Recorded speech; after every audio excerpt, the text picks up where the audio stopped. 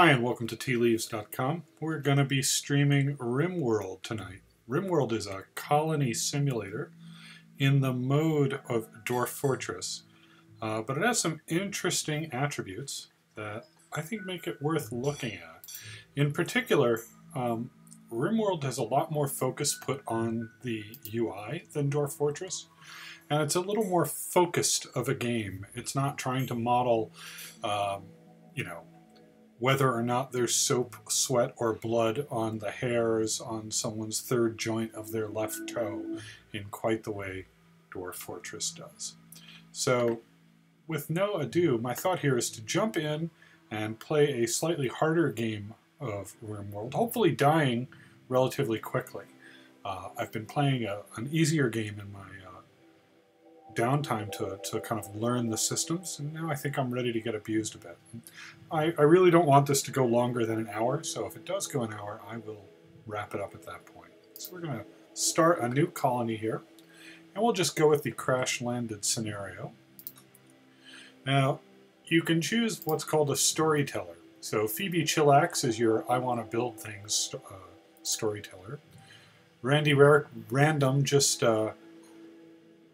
basically throws things at you at random, and Cassandra Classic starts off relatively easy and gets harder as you go. So we're going to go and let's do rough. I haven't done rough. Threats can be quite dangerous. Well, that sounds like fun. So let's go ahead, pick a random seed. All right, we have a planet. It has various biomes on it. This is tundra. This blue up here is an ice sheet. There's desert. Here's temperate forest. So why don't we do some temperate forest hills? I haven't done that yet, so let's see how that goes. We're going to click select site. And now we get to generate our characters. So you can hit randomize as much as you want, and it'll create new ones for you.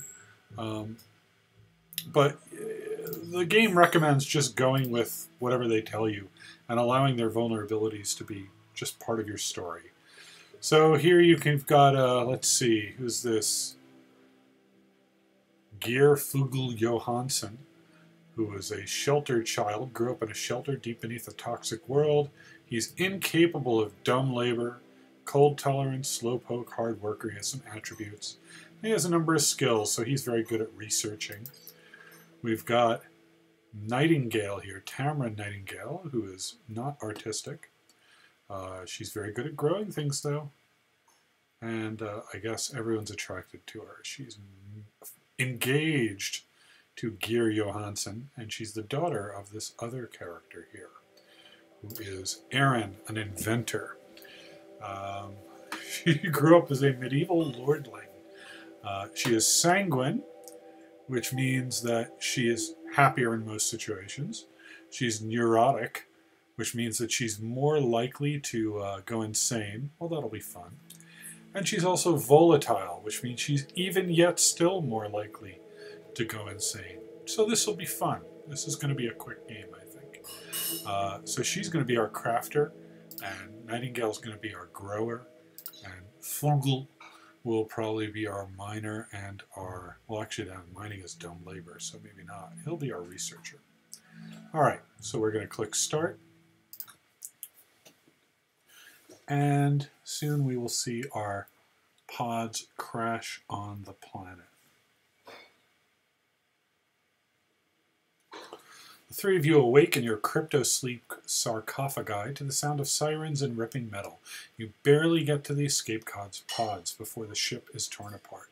Sometime later, you land on this unknown RimWorld. As pieces of the shredded starship fall around you, you start making plans to survive. Okay? Very nice music in this game. It's very mellow. All right. So there we are. There's our three guys. I'm immediately going to pause the game just so we can take a look around. And let's talk about the interface. Those of you who've played Dwarf Fortress know just what a nightmare it is. This is a game with, at least 3 different ways of selecting a region. In RimWorld, it's really simple. So first of all, let's talk about the obvious. There's no 3D here. You're just basically one plane on which you're looking. You're not going to build up or build down. You're building one-story buildings. To move around, it's W to go up, S to go down, A to go left, D to go right. Very simple. You can also, I believe, use the mouse, but I'm not in full screen right now, so I can't test that theory. You can click on a character, and most of your interactions are with these tabs here, right above your character name. So we can see how Flügel is doing. We can see what he's wearing. We find out, basically his story. And we can see his needs. These go to his mood. If his mood goes too low, he'll go insane. He wants to sleep with Nightingale. That's great. Oh, and here I think sleep does literally mean sleep. He wants a double bed with Nightingale. That's what he's saying. And we could see his health. Does Nightingale want to sleep with him? Yes, she does. Okay, so when eventually I build something, a place for them to live, they're going to want a double bed. So that's good to know. We can see Nightingale is reasonably okay, which is amazing for someone who just crash landed on a planet. And she has a few negative modifiers here. She doesn't want to sleep apart from Flügel. She's in pain. Looks like crypto sleep sickness. I have no idea how to heal that. I guess we'll find out. She's sick and she's naked. And this is humiliating, she says. And sure enough, we see that Nightingale's wearing a jacket and no pants. So we're going to have to figure out how to fix that. And then there's Erin, who is mostly okay. She's in a little bit of pain. But I think that's permanent pain. So in addition to W, A, S, and D, we can use the scroll wheel to scroll out and get a better look at our area of play here. We can use the scroll wheel to scroll in. Now you also see these tabs along the bottom of the screen that control various things. I'm not going to go through them one by one right now. We'll just hit them as we need to. So the first question is, where do we want these guys to live? So we're going to have to build some structures for them to survive. And in the interests of keeping things moving, I really like the idea. You can see there's already these mostly complete structures available.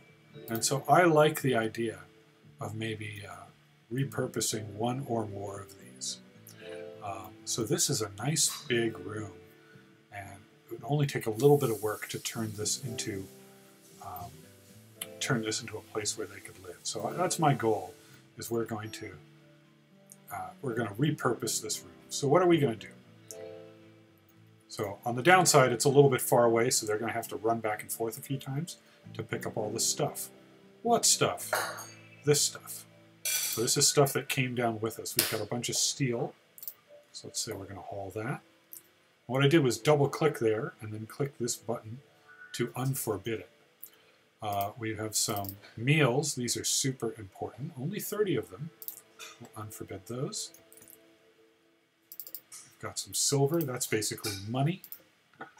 Components are used for electronics. We have a bunch of wood. The wood will be super important early on. We definitely want to make sure we mark all that. We have some medicine. We have a dog. The dog's name is, no, sorry, it's a cat. And the cat's name is Godlessness. Wonderful name for a cat. I don't know who owns that cat, but I guess we'll find out.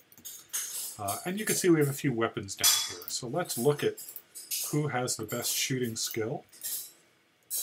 And it is Pantsless Nightingale and her mom. So since Nightingale is right next to this weapon, I'm going to select her and right-click on the weapon. Let's say pick that up. And then Erin is going to right-click on this pistol. Say pick that up. And Flügel is going to right-click this knife and pick that up. All right, we're almost ready. I told them that they could pick all this stuff up, but they need to know where to bring it to. So for right now, let's go back to our room. And I'm not sure I want to use... Stuff will degrade if it's outside, but frankly, we're going to burn through a lot of this stuff really quickly. I'm going to click on the Architect tab here. I'm going to say Zone, and you can see we have a number of options: Stockpile, Growing, Home Area.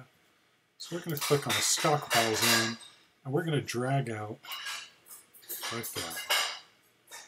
That should be enough space. And let's also, while we're at it, drag out a growing zone, just right outside the door here. Okay. So as soon as I unpause, they're going to start carrying things to the stockpile. Since I'm in this menu, why don't I show you how building works? I'm going to click on Structure. I'm going to click on Wall. And we'll just build some little wood walls here.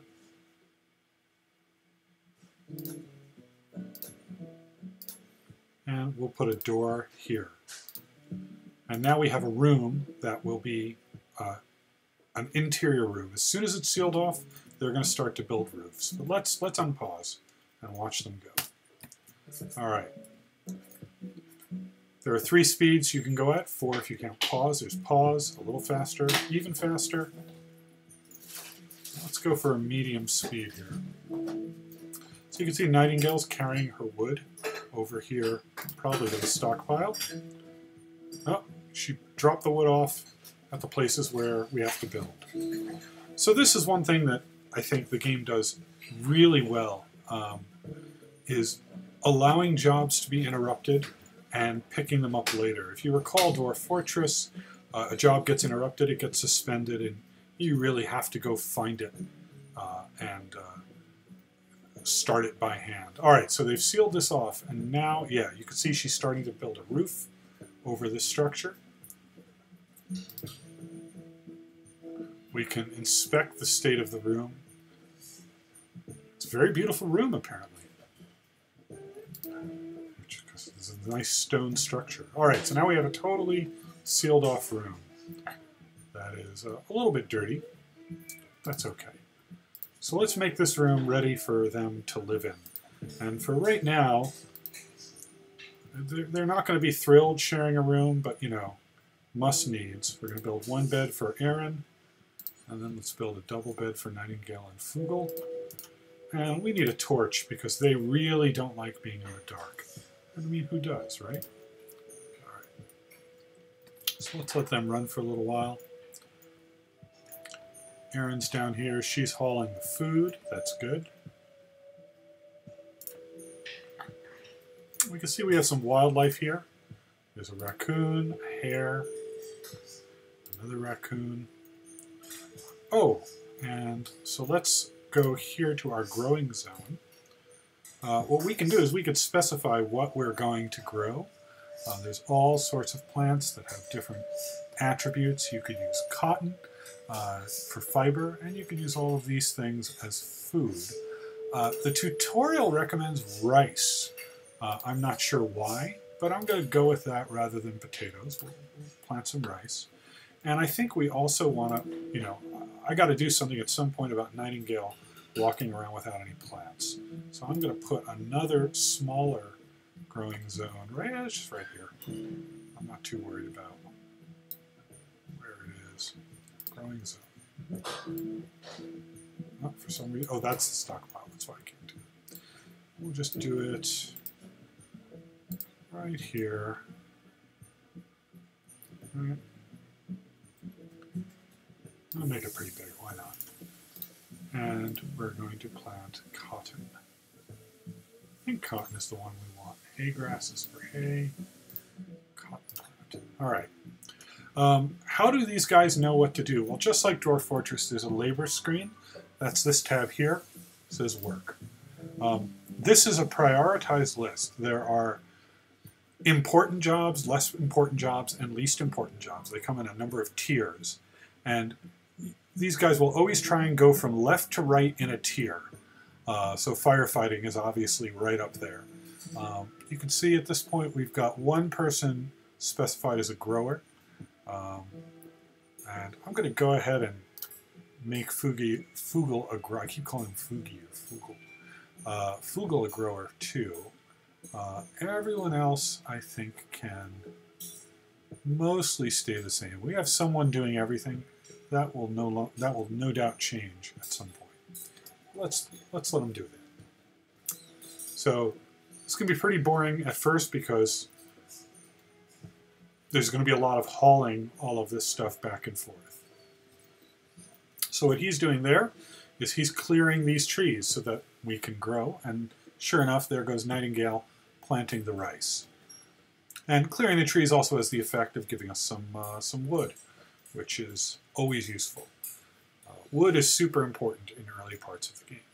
Of course, wood is also flammable, which becomes relevant, unfortunately, sooner than you might think.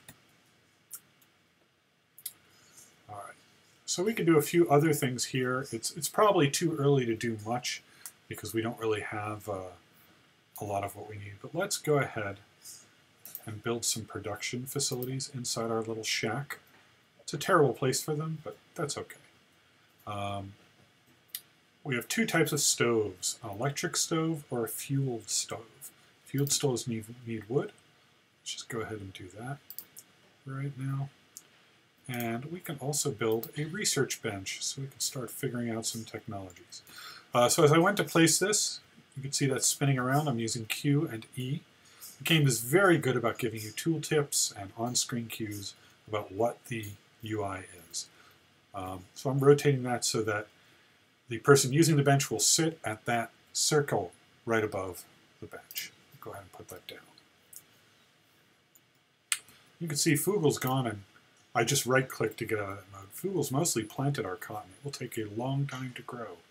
And it does need light to grow, and there is a limited growing season, which you do get to see from the embark screen. So you'll know before you embark exactly how far you're going to go. Let's go ahead and build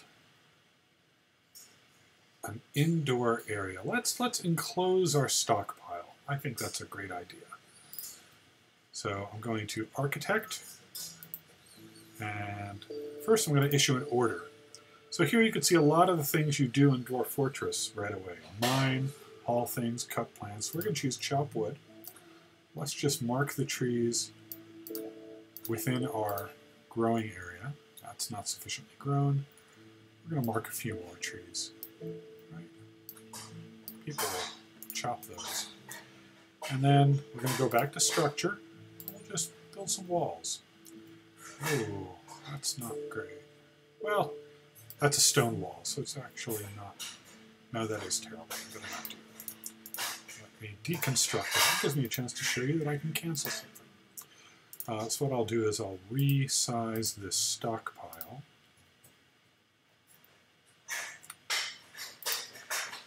Just going to delete that. Make it a little smaller. And make it a little bigger. And Aaron is sleeping outside because, why? Because Fugel took the single bed. So we're going to set this bed to be Nightingale's and Fugel's. I'm going to set this bed to be Aaron's. Aaron is no doubt pissed off right now because she's sleeping outside. Sure enough, uncomfortable, slept outside, slept on ground. So she's going to have this negative thought for 12 hours, so I've already ruined that. But hopefully she'll get around to it. I'm going to try something clever here. I'm going to draft her into the military, which should wake her up. Sure enough, and then I'm going to undraft her and see if that lets her go to the right bed. Yeah, that worked. Wow, I'm totally impressed. All right, so continuing, I'm pausing, and I'm going to enclose our stockpile once again. Or try to.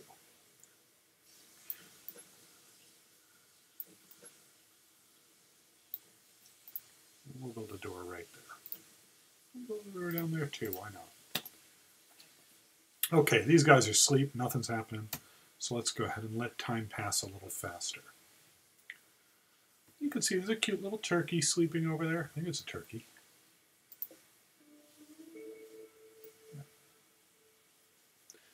Nightingale wakes up, pantsless. You can see she's pantsless. First thing she did was got some food. And she is now watching the sunrise. Well, let's have her hunt some stuff. Well, let's have people hunt some stuff. So, as in Dwarf Fortress, you very rarely give direct orders, although there are exceptions. So in this case, I'm just going to select that turkey and say someone should hunt this. And in this case, I think we only have one hunter, who is in fact Nightingale. So she will, at some point, when she gets around to it, go hunt it. The other problem here is that we don't have any defenses.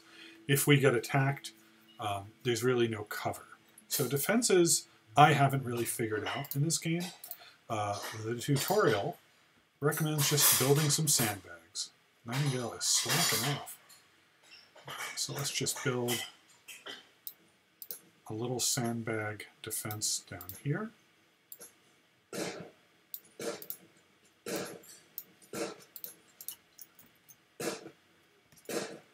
See, she's shooting that turkey. She's not that great of a shot.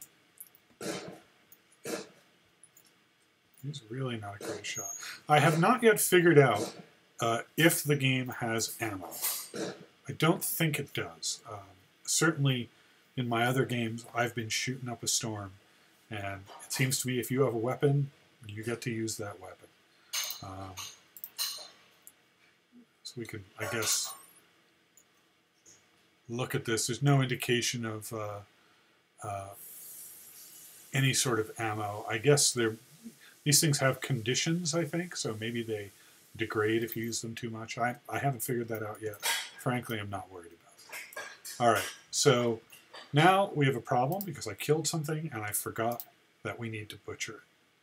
So I'm going to build a butcher table. How about right here between Mom and her daughter and her daughter's fiance. And then once the butcher table is built, I can show you how bills of fare work, which is one way in which the game manages work. So you can see down here we have an alert. Your alerts all show up down here. Need research project. So let's go to our research bench. I'm going to click on research. Stone cutting is pretty useful and relatively cheap, so let's go ahead and say we want to research that. This is a long-term activity. Our researchers will get to it when they feel like it, basically when they don't have a higher priority task. You can see Nightingale is building our stockade or our defenses.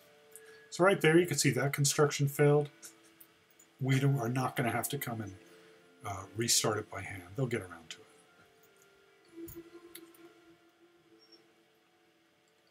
So one thing you may notice if you've played Dwarf Fortress is how much sparser the game is in terms of your resource. Your scarce resource really is your people. If I had more colonists here, someone would have already built this structure. But I don't. I've got 3 guys, and that's who I can have work. In Dwarf Fortress, very soon after starting the game, you get overwhelmed, really, with 30, 50, 100, 120 dwarves, children, cats. I have not seen that happen in this game yet. Doesn't mean it might not happen later, but I think that's one of the fundamental trade-offs the game is trying to make, which is really interesting, is fewer characters, fewer player-controlled characters, but more interesting and detailed ones. And I think that's a worthwhile experiment.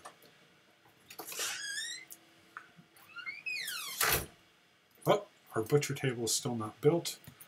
So you might be asking, is this thing going to rot? And the answer is yes. In 2 days, that's going to spoil.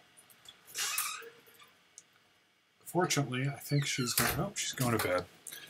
Hopefully she'll build that butcher table tomorrow.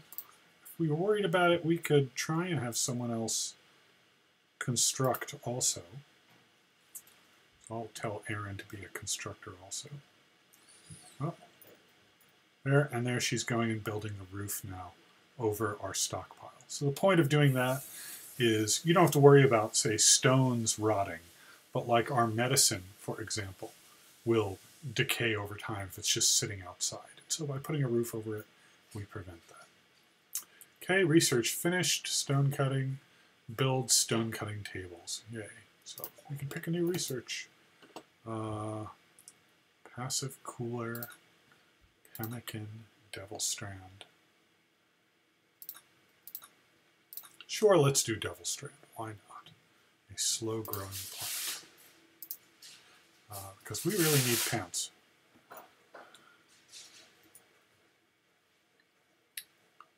Okay, so what do we have? We have a stockpile. We have shelter. Ooh, we have a bear. A grizzly bear. I don't know if he's hostile. Startlingly quick. I'm just going to assume that a grizzly bear is dangerous, you know. So let's go ahead and let's just see what happens. What's the worst that can happen? It doesn't seem to be bugging us. Looks like Aaron's cleaning. Thanks, Mom. Well, the grizzly bear wandered away, so hopefully that's fine.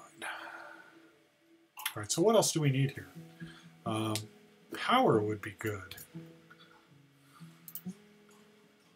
Let's go ahead and put down another torch lamp here.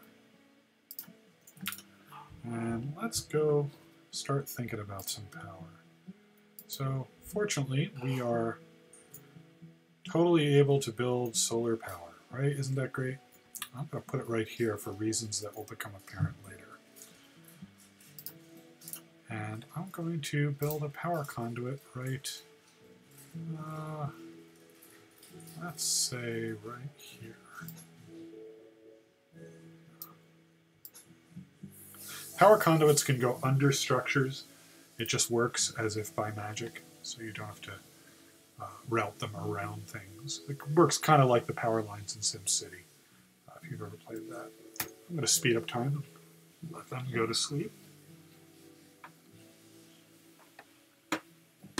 Down here it tells us that it's midnight, what day it is, what season, what year. And it's 14 degrees centigrade, so it's a little bit chilly. All right, Nightingale's getting to work. She's probably going to get some... What are you doing? Stargazing.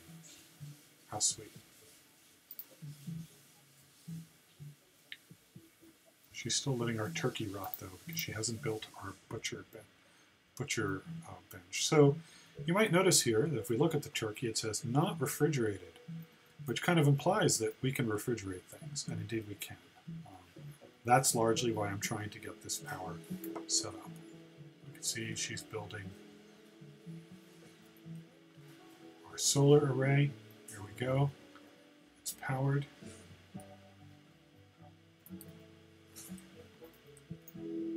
I think I'm not going to get this turkey in time, but we'll see. All right, so now we have butcher's table. We got a dead turkey.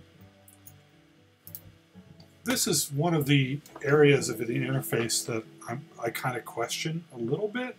So there's this really subtle tab right here, bills. I'm going to go ahead and click bills. I'm going to add bill. In the bill I can butcher creature or make kibble with butcher creature. And you can specify what types of creatures you want to butcher.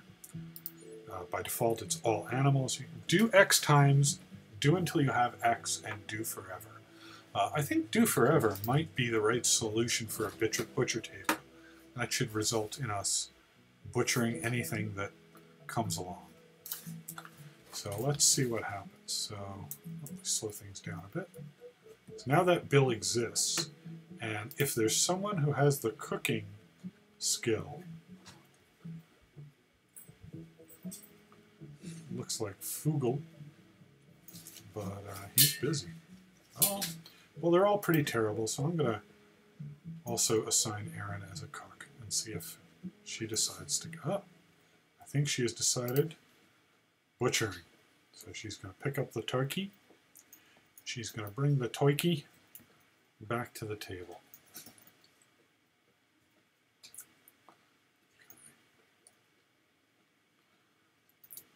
I'm going to pause there. And now I'm going to go ahead and build a cooler. Now, the bright blue indicates we have a conduit. And so let's go ahead and rotate this so the blue square is inside and the red square is outside. It's basically an AC unit. And as long as I'm here, these solar panels will only work during the day, so we need a few batteries. So let's go ahead and put them right next to the cooler.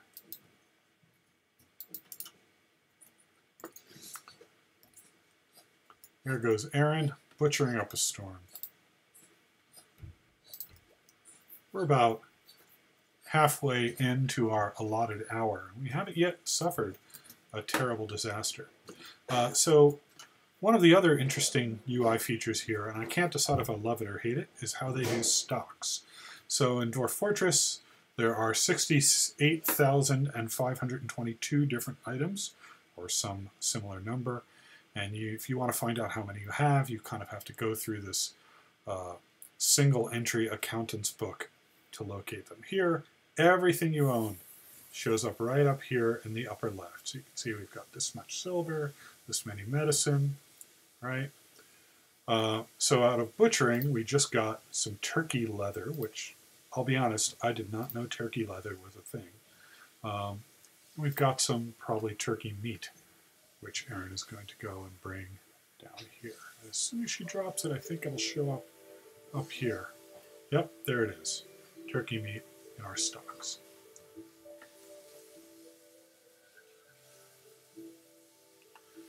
Meanwhile, Nightingale's building our batteries before building our air conditioning unit, because of course that makes total sense. And she stops to chop a tree, because why wouldn't you do that? So far the game's been very generous in giving us a lot of time to sort of do whatever we want. Again, kind of surprises me a little bit. By this point I would have assumed we would be attacked, but alright, I'll take it. Let's speed up time a little, since we've got nothing to do until we get our everything in set up. So you can see our turkey meat is going to spoil if we don't get that air conditioner built. Frankly, I think we're not going to make it. We'll have to shoot another turkey. Oh, but what we could do, we can go to the kitchen, and just like we added a bill to butcher, we can say, let's cook a meal. So we can cook a simple meal, fine meal, or a lavish meal. That goes to the number of ingredients in it. For right now, I don't know how many turkey pieces go into a meal. Well, let's just queue up 20 meals and see if any... Oh, there we go, and Erin is now going to make the meal. Oh, she has dropped the meal, and now it spoils in 3 days. So I managed to buy a little time. It looks like 10 pieces of meat to a meal. Our Devil Strand research is finished. So let's go and we'll research smithing next. I don't really have a sense for if there's an optimal way to go through the tech tree, eventually leading to ship antimatter propulsion. I've not survived that long in this game, honestly.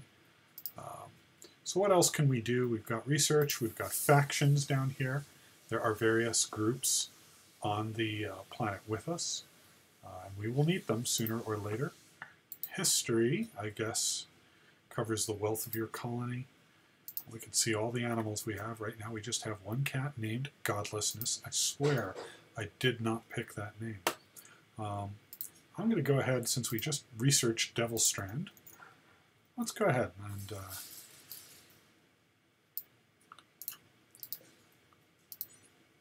Devil Strand.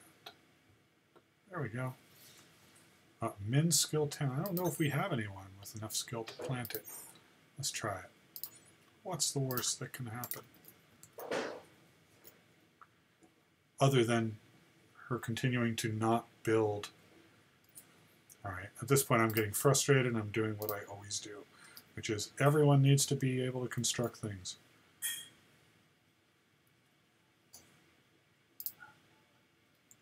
We're going to tell Nightingale that she's not allowed to grow things.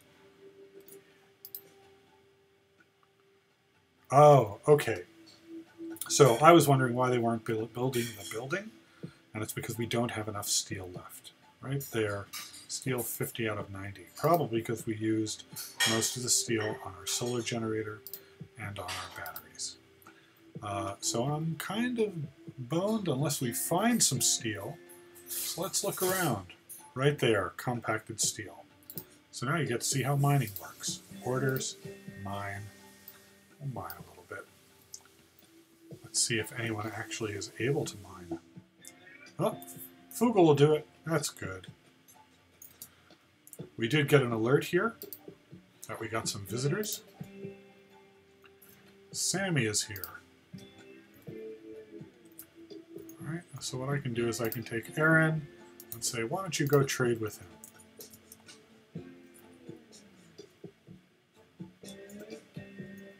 Now, honestly, I don't have anything to trade right now, but sure, let's talk to him and be nice. Ooh, he's got a t-shirt. That's nice. Unfortunately, I still need pants. And we just have some meals, components, medicine. So right now we don't have a lot we can trade for, so we're just going to say, nice to meet you, and see you later. Well, I guess we could spend silver to get some of this. Is it worth doing that to get a t-shirt? I don't think so. 70, well, why not? Let's get a t-shirt. Alright, there. We've traded with the locals. I don't know if that gives us a boost or not. Flügel has mined some steel and is bringing it back. And I bet as soon as he drops it, look at that. I'm going to actually cancel that. I'm going to cancel that too.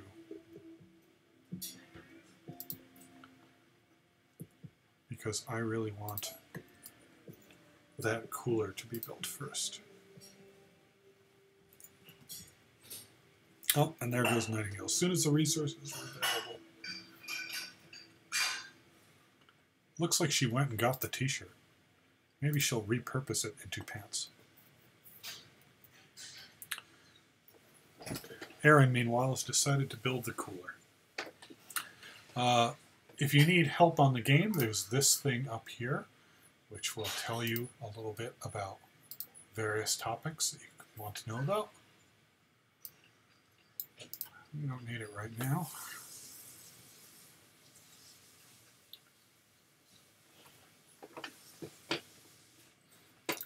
Come on, Aaron, you can do it. Yes. All right, she has built this, and there is no power, which makes sense because it's night and we don't have any batteries. So we're going to go and re-request those batteries to be built. We don't have enough steel yet to do it. That's okay, because Flügel will get to it at some point. Oh, there he goes. I'm just going to go ahead and say we're going to need more of that steel. You can mine out these areas and turn them into rooms, and there are advantages and disadvantages to doing that. You know, that's okay. Once again, it's nighttime. So we'll pass some time a little faster on this lonesome world, full of people and spaceships that are falling on it.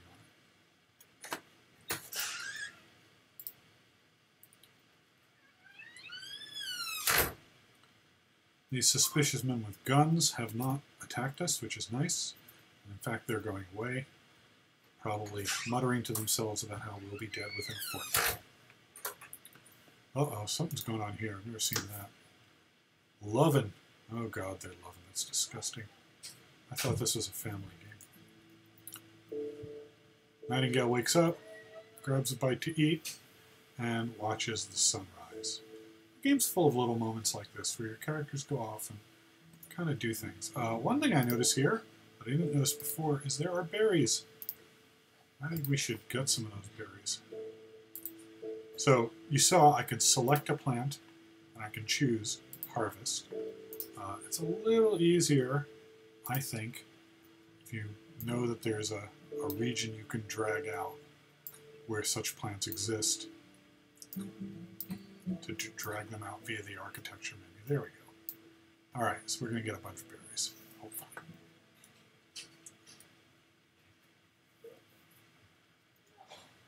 And I'm going to go ahead and tell time to pass. Oh, since it looks like we'll be here for a while, Flugel thinks you should give this community a name. What should it be called?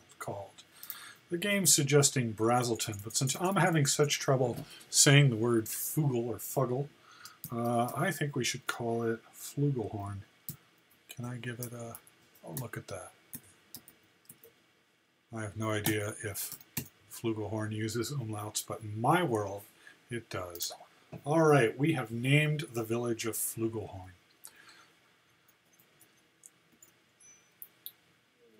Oh, okay, so an event happened. We got this alert down here. Ancient danger. As Flugel draws near the ancient wall, a sense of foreboding overcomes him. He isn't sure why, but he feels this dusty structure may contain great danger. Let's jump to location. Oh, that's this. Boy, now there's a promise. I like the idea of great danger, I gotta tell you guys.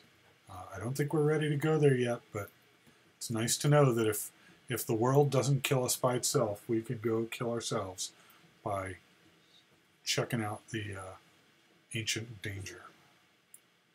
Oh, and our cat is being attacked by a grizzly bear. Alright, this may be where we all die. But that's okay. This may be the end of the game and the end of the stream. We're going to set everyone to go defend this cat. Well, everyone except the guy carrying a knife, because even in a game I can't make a guy with a knife attack a grizzly bear by hand. Alright, our two ladies will... Bonded animal's death. Our cat is dead. I am really upset. Godlessness. My favorite cat, Godlessness. My only cat, Godlessness, is dead. Alright, so let's see what happens here.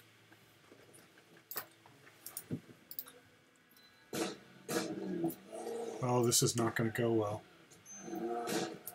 Alright, get in there, Flugel. This is it. We're all going to die. We're going to die together. Without even knowing what the ancient danger is. So in Dwarf Fortress, you get these super detailed combat reports. I haven't found those yet.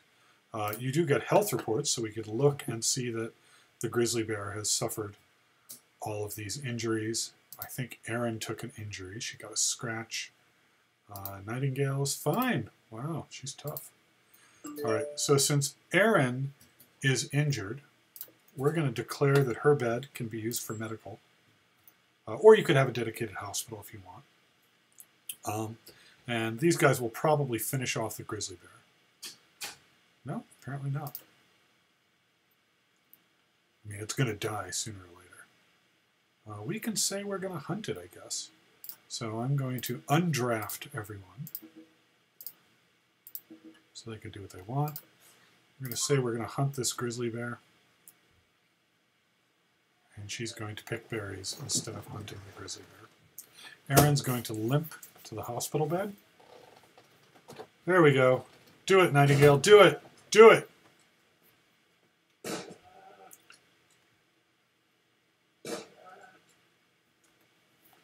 This is a tough bear.